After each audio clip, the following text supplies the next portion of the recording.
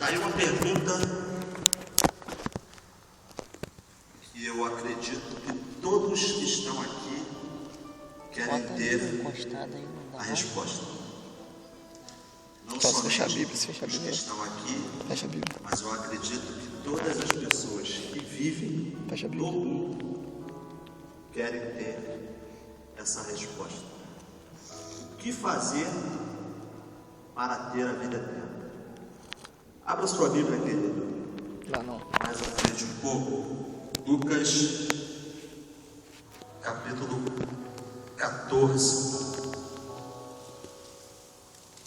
Evangelho segundo Lucas, capítulo 14, a partir do 16. A partir do verso 16. Amém?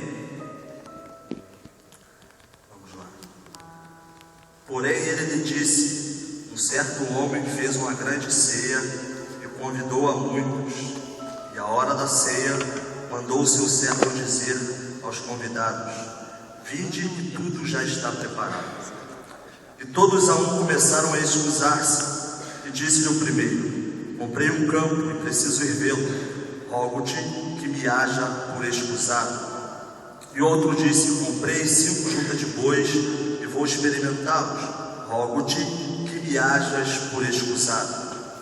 E outro disse: casei e portanto não posso ir.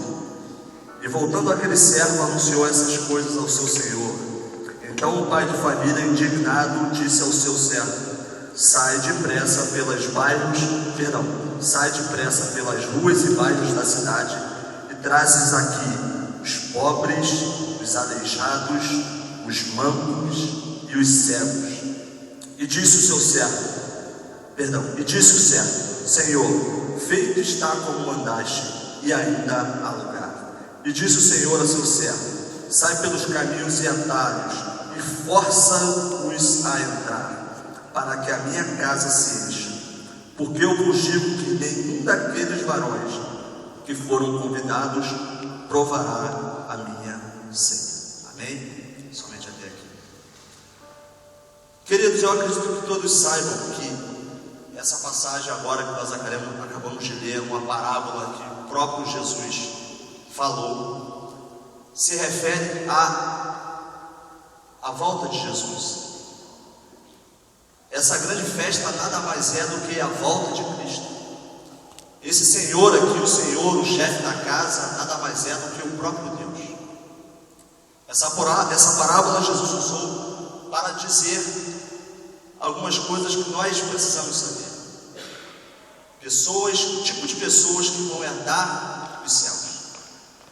E baseado aqui nessa palavra, eu quero dizer para você que só vai entrar no céu os pobres, os aleijados, os mancos e os cegos. De repente você pode ficar frustrado porque a gente nasce, nós ainda somos crianças, e a primeira coisa que nossos pais querem para a gente é um futuro brilhante. Qual é o pai que quer que o filho seja Scooby? Quem tem essa profissão aqui, eu não estou menosprezando ninguém. Mas qual é o pai que quer que um filho seja um ajudante de pedreiro? Que isso? Qual é o pai que quer que um filho seja um motorista de caminhão, de ônibus? O pai sempre quer algo melhor para o filho. A gente cresce e chegando aproximado aos 15, 16 anos, a gente começa a pensar: o que eu vou ser quando eu crescer? Começa mais ou menos aí a época do supletivo. E o que eu vou fazer? Qual vai ser a minha faculdade? Você sempre pensa numa faculdade daquilo que você gosta, mas aquilo que te dá renda. Algumas pessoas querem ser médicos, outros querem ser advogados, outros querem ser engenheiros, não somente por ser médico, não somente por ser engenheiro, mas para ser bem sucedido. Todo mundo na vida, eu acredito com certeza que você também, tem sempre aquele pensamento: eu quero trabalhar e a cada dia aumentar a minha renda, para ter um bom carro, para ter uma boa casa, para ter um bom salário, fazer uma viagem com a minha família, ter talvez uma casa de praia, uma casa de campo. E de repente, quando você chegou aqui, eu estou falando isso para você, que para você entrar no céu, você tem que ser pobre. De repente você pode estar meio frustrado, e de repente até decepcionado comigo, pensando, poxa Jefferson, você está meio equivocado. Mas baseado, queridos, aqui o que Jesus disse em Lucas, e eu comecei a estudar, e eu comecei a falar com o Senhor sobre o que Ele queria dizer sobre isso aqui, Deus me revelou algumas coisas e é o que eu quero compartilhar com você. Ser pobre, a Bíblia nos traz alguns exemplos. O exemplo do pobre, Lázaro e do rico. O rico foi para o Hades, o inferno. Lázaro, o pobre, foi para o seio de Abraão. Nós temos também um exemplo de um certo jovem que chegou para Jesus certa vez e falou: Senhor, o que eu devo fazer para herdar o reino dos céus? Jesus virou para ele e falou: olha só, segue os mandamentos, fazes o que diz os mandamentos. Aquele jovem: Senhor, mas tudo isso eu já faço, tudo isso eu já faço desde a minha juventude ou da minha mocidade. O Senhor vira para ele e fala: então você faz o seguinte, você vende tudo que você tem, dá aos pobres, segue. A Bíblia diz que ele foi embora decepcionado, triste, porque tinha muitos bens, o melhor, porque era rico. O próprio Jesus diz lá em Marcos 10, 25, se eu não me engano, 10, 25, que é mais fácil um camelo passar na ponta de uma agulha do que o rico entrar no céu. Não sei se todos sabem, mas ponta de agulha não é essa agulha de costura. Em Israel existia alguns lugares onde tinha uma caverna e a ponta de agulha era uma passagem bem baixa. Eu não sei se você sabe, mas camelo não anda ajoelhado. Camelo, ele ajoelha, a pessoa sobe em cima dele, ele levanta e prossegue. Então eu quero dizer para você que humanamente é impossível um camelo abaixar e andar. Automaticamente, humanamente, é impossível um rico entrar no céu. Querido, eu fui pesquisar no dicionário e eu coloquei lá o que quer dizer pobre, né? A gente tem uma noção muito pobre. O que é pobre? Pobre é aquela pessoa sem dinheiro. Só que não é simplesmente isso. Pobre no dicionário, querido, quer dizer aquele que é desprovido do necessário. Eu achei isso muito vago. Aí eu comecei a procurar em outros dicionários e eu achei algo interessante. Pobre, querido, em um certo dicionário diz que é a pessoa que vive em estado de necessidade. Você tem necessidade de algo? Eu tenho necessidade de Cristo todo dia. Você é pobre? Você tem necessidade de Cristo? Pobre, querido, e muitas das vezes na Bíblia é usada a palavra pobre para pessoas, se referindo a pessoas humildes. Nem sempre na Bíblia a palavra pobre quer dizer realmente aquilo ali. Na tradução, as pessoas tem que diferenciar algumas palavras, então chegaram-se a essa conclusão da palavra pobre. Mas muitas das vezes, quando Jesus disse que a Bíblia fala sobre pobre, quer dizer sobre pessoas humildes. Aquele certo jovem rico que fez aquela pergunta a Jesus e falou: Mestre, o que eu tenho que fazer para herdar o reino dos céus? E Jesus respondeu para ele: segue os mandamentos, faça o que diz as Escrituras, faça o que diz os mandamentos. Se ele fosse uma pessoa humilde, que ele tinha que fazer? Ir embora feliz da vida. Estou salvo. Por quê? Guardar para si, humildade. Eu já faço isso desde a minha mocidade, então eu sou salvo. A primeira resposta de Jesus já bastava. Mas qual foi a atitude dele? Se auto-vangloriar. E a Bíblia diz que uma multidão seguia Jesus. Uma multidão seguia Jesus. E ele se auto-vangloria. Ah, Senhor, isso aí eu faço desde a minha juventude. Desculpa o termo. Ele estava se gabando. Eu sou um cara. Isso aí, balela. Quantas pessoas a gente vê? Eu não estou aqui para julgar ninguém, eu não tenho esse direito. Mas quantas pessoas a gente vê vivendo uma santidade que às vezes a gente conhece, nem é isso tudo. Quando Jesus fala de pobreza ou de ser pobre, ele está dizendo, querido, você tem que ser humilde. O primeiro grupo, querido, que você tem que se enquadrar para você herdar o reino dos céus é ser pobre. O segundo grupo que você tem que se enquadrar para herdar o reino dos céus é ser aleijado. Quando Jesus começou a falar isso comigo, eu fiquei pensando, Senhor, mas espera aí, aleijado, o que é aleijado? No dicionário quer dizer aleijado é uma pessoa que tem deformidade física, especialmente nas pernas. Hoje em dia quase não se fala isso. Eu lembro quando eu era criança, a gente via uma pessoa com deficiência na perna, eu falava aleijado ali. Hoje em dia a gente fala de paraplégico. Paraplégico é uma pessoa que tem deficiência nas pernas. Existe o paraplégico que tem deficiência em uma perna. Para ele andar, ele anda, mas o que ele precisa de algum instrumento para ajudá-lo, para que ele tenha apoio.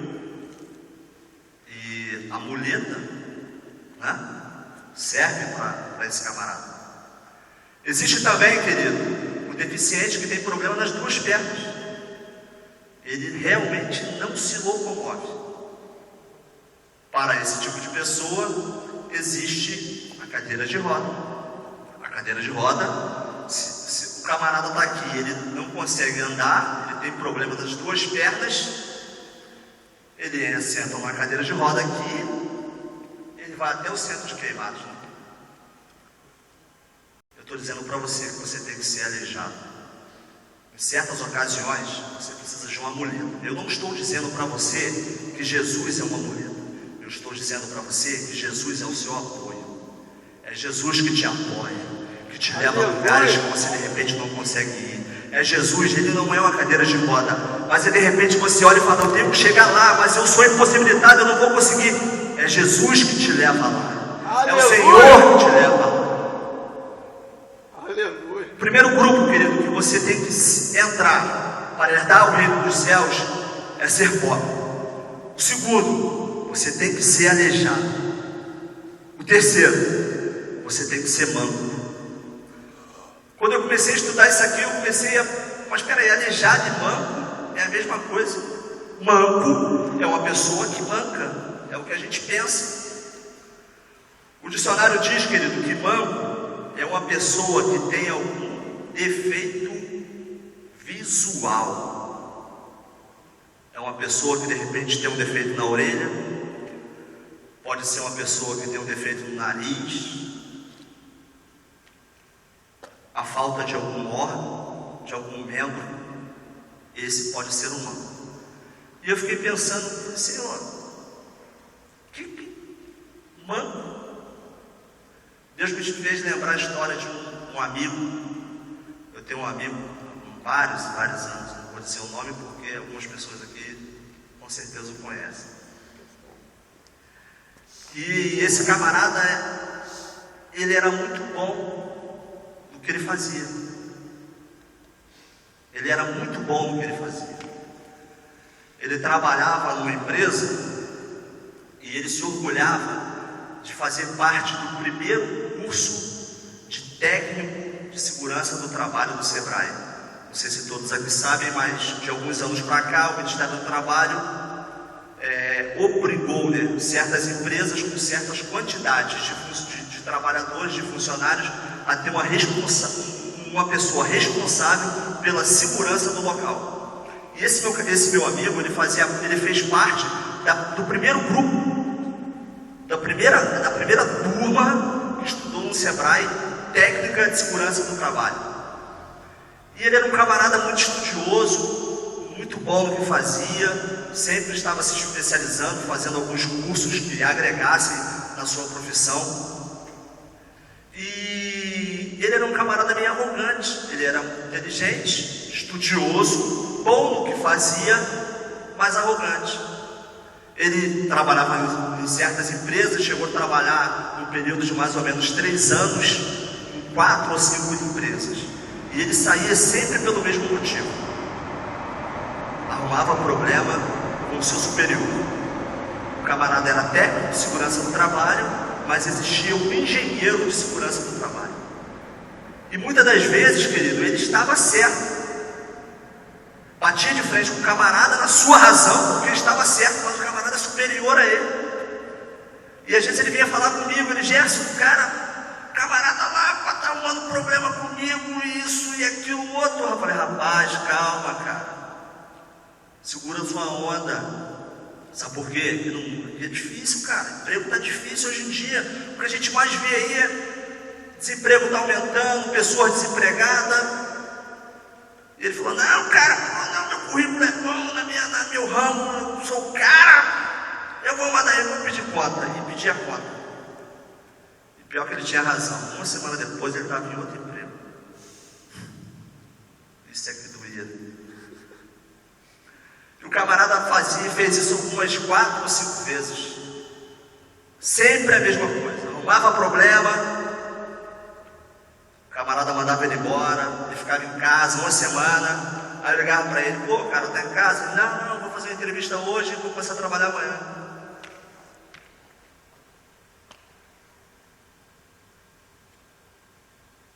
Sendo que, querido, há uns anos atrás, esse mesmo rapaz trabalhava numa empresa, e ele sofreu um acidente nessa empresa. Ele operava uma máquina, não sei qual, e ele perdeu uma parte do dedo. A mão dele era mais ou menos assim. Perdi uma parte do dedo. Perdeu o dedo, ficou com defeito. Não é uma pessoa normal, é uma pessoa com defeito. E ele dizia para mim, toda vez que ele era mandado embora, ele ia fazer uma entrevista em outra empresa. Ele chegava lá, levava o currículo, o camarada olhava, cara, você é especializado, tem especialidade nisso, naquilo, outro já trabalhou no tal. Não, tua ficha é boa, você é o cara!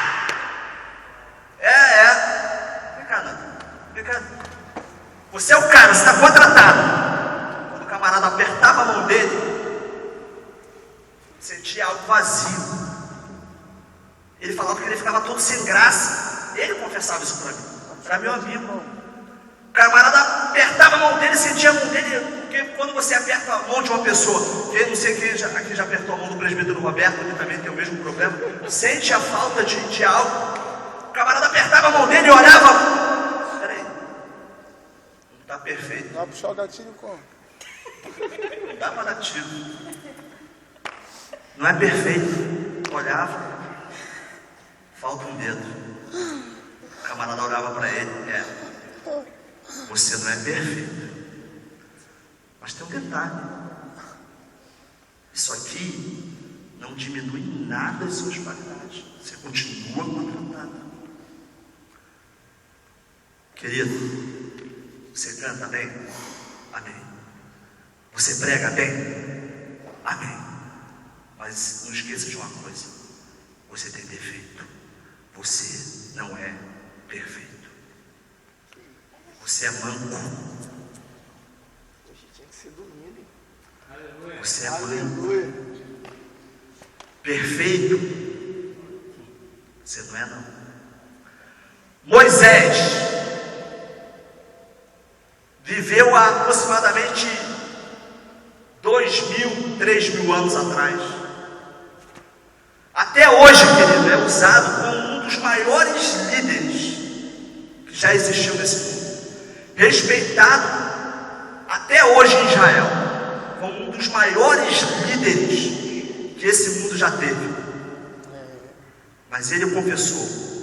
Quando Deus chama ele, Moisés, você vai libertar o meu povo. Senhor, eu tenho um defeito, eu sou manco, eu não sei falar direito. Aleluia.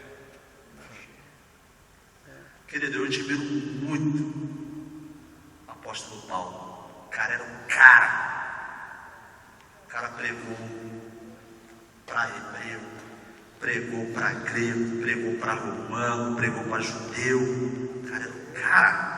Abriu igreja em Corinto, abriu igreja em Hebreu, em Hebron,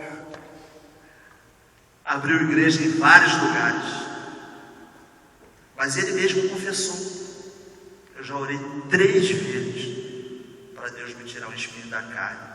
Sou manco, tenho um defeito. É desse jeito aí. Mas nem por isso. Ele é manco, tem defeito. Mas não diminui suas qualidades. Você tem que reconhecer: Senhor, o Senhor me usa, a glória é tua. Eu tenho defeito. Mas o seu defeito, querido, não diminui nem um pouco a sua qualidade. Você só tem que reconhecer. Não adianta soberba: eu sou um cara, eu canto demais. Nada, você é mano. Querido, o primeiro grupo que você tem que fazer parte para herdar o reino dos céus é ser pobre. Não adianta apenas ser pobre, também tem que ser aleijado. Também não adianta apenas ser aleijado, tem que ser pobre, aleijado e manco. E também tem que ser cego. Confesso que eu fiquei, quando o Senhor começou a falar isso aqui comigo, eu fiquei muito em dúvida de ministrar ou não isso aqui. Porque, Senhor, meu querido, a Bíblia não se contradiz. A Bíblia manda vigiar e orar. Vigiar até antes de orar. Como é que um camarada cego vigia? Eu fiquei: Senhor, como é que eu vou falar para a pessoa ter que ser cego se o Senhor curou um monte de cegueira? O Senhor manda vigiar.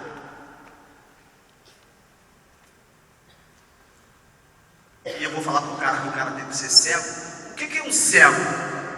Cego é uma pessoa desprovida de visão. É aquele que não vê.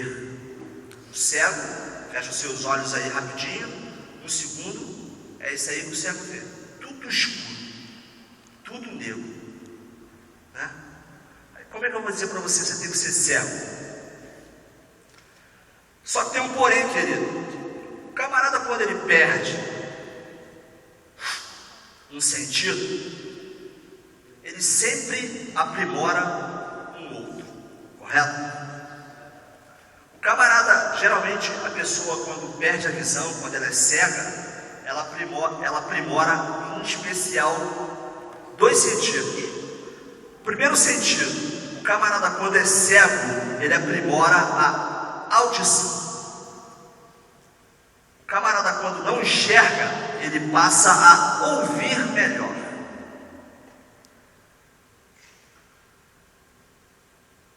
Existem certas situações que a gente está, vou usar um exemplo aqui bem fácil. Você está em frente ao Mar Vermelho. Êxodo 14, versículo 15, diz assim: e o Senhor disse a Moisés: diga ao povo que marche. Do primeiro versículo do primeiro capítulo de Gênesis até até o versículo 15 do capítulo 14 de Êxodo, Deus nunca falou que ia abrir mar vermelho. Deus fez uma promessa: ó, eu vou prometer a terra que mana leite e mel. Amém? Amém. O povo está de frente ao mar vermelho. O Senhor: ei, marche. Como? O mar está ali. Depois que o Deus mandou o povo marchar, ele falou: Moisés, toca nas águas. Querido, imagine a gente em certas situações. Eu vou usar um exemplo aqui, eu nem coloquei isso aqui, mas eu vou usar um exemplo para você. Eu tinha um emprego, não ganhava lá isso tudo, mas dava para me viver bem. Minha esposa, a gente vivia muito bem, saía, final de semana, sempre dava para comer uma pizza. Quando sobrava um dinheiro a mais, tinha um rodízio de carne, a gente gosta de ir. Aleluia. E Deus abriu, eu não tinha R$1 guardado. Deus falou comigo assim: ó, vou abrir uma porta de emprego para você.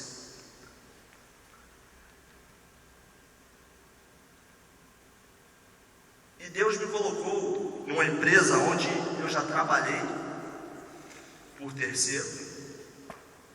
Um camarada que, uma vez eu até coloquei no Facebook lá, quando Deus quer, Ele faz alguém te lembrar de você, até mesmo não te conhecendo.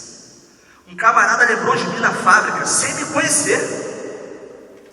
E é tão plano de Deus que o gerente da fábrica: fulano, ligou para uma pessoa: vem cá, você conhece um camarada que trabalhava lá na região lá de cima lá? Eu conheço, pô, é meu cunhado.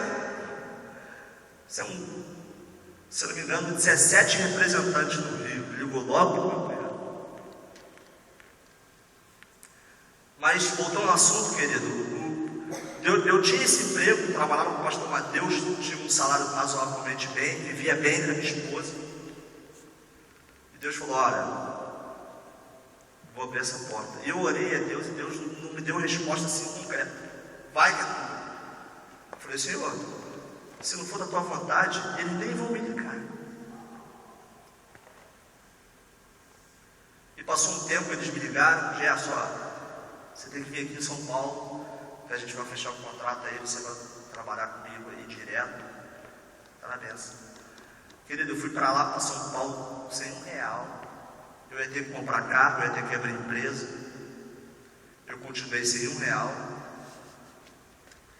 Comprei o carro, abri a empresa. Quem tem empresa que sabe que é um valor bem elevado.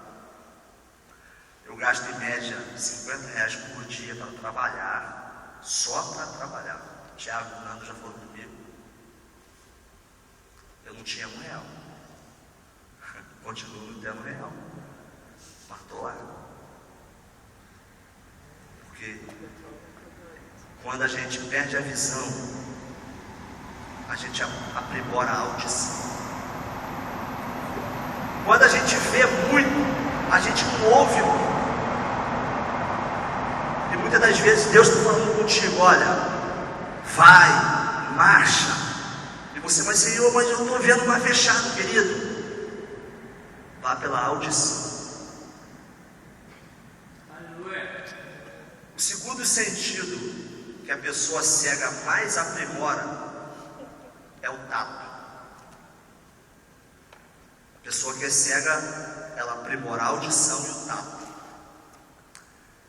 Quando nessa época eu trabalhava no pastor Mateus, eu trabalhava numa loja do lado de cá, né? Essa loja aqui próximo do escola infantil, e entrou um casal na loja.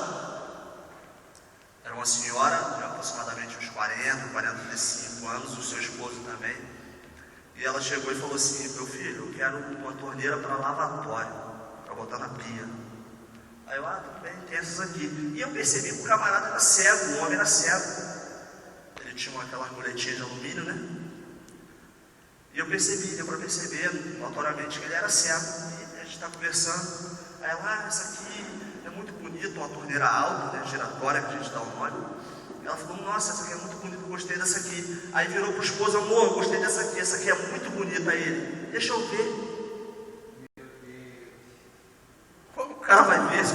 Na hora eu falei, esse cara é maluco, ele é doido, ele vai ver como se ele é cego. O camarada botou a torneira na mão, fez assim. Essa aqui é legal mesmo, a gente vai levar, tá, meu filho? Querido, muitas das vezes a gente tem que perder a visão para a gente ir pelo tato. Quer ir pelo tato? A palavra de Deus é o tato do crente. Independente do dia, independente do momento, da situação que você está vivendo. É a tal da matemática, né? Veja pelo tato.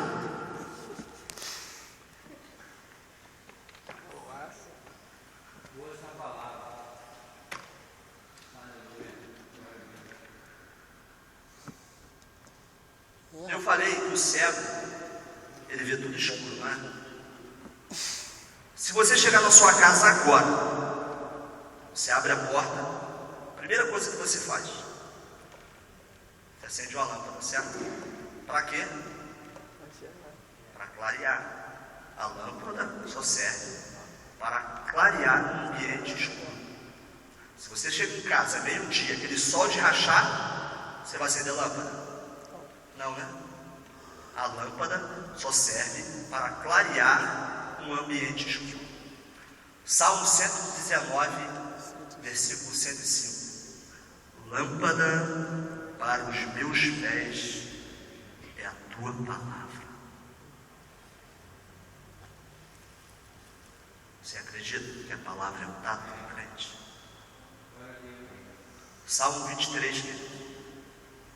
O salmo mais conhecido. O Senhor é o meu pastor, nada me faltará.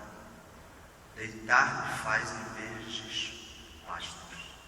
Guia-me. Quem precisa de guia? Quem não enxerga? O primeiro grupo que você tem que fazer parte para herdar o reino dos céus é ser pobre.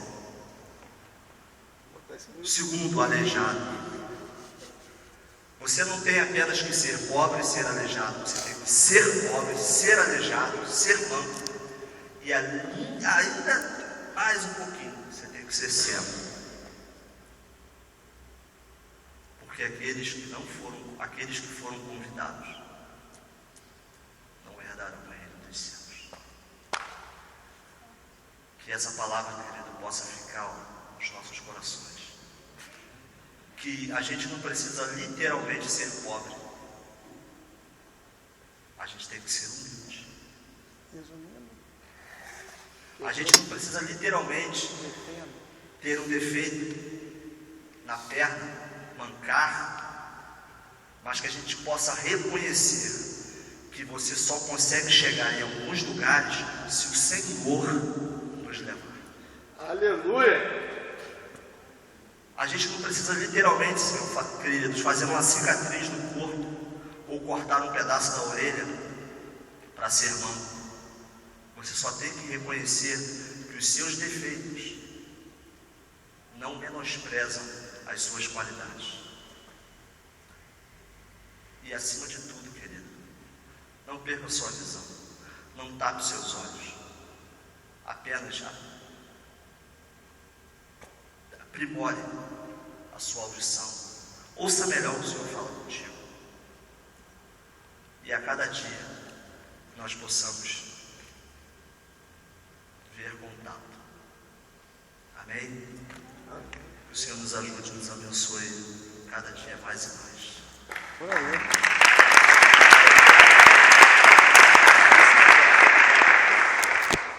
Pastor Davi Marinho, que se cuide.